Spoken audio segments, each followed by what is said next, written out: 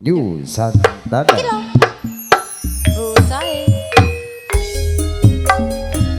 Yo, oh, oh, yo, yo.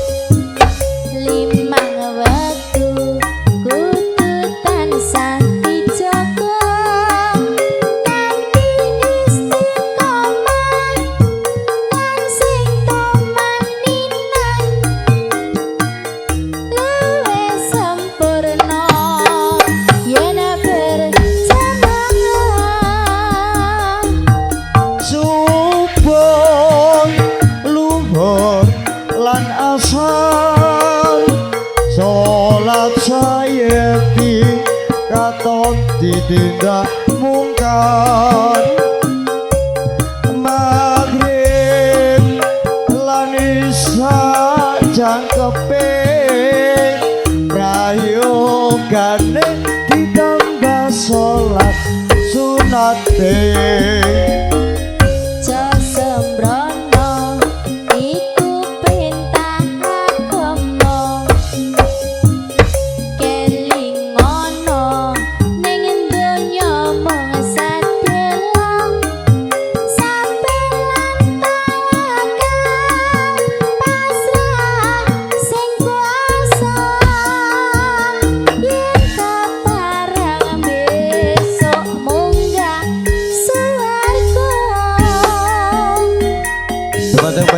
Sahabat Jumadi dalah Ibu Lasmi saking Santana ugi nyuwun wedal istirahat sawetawis.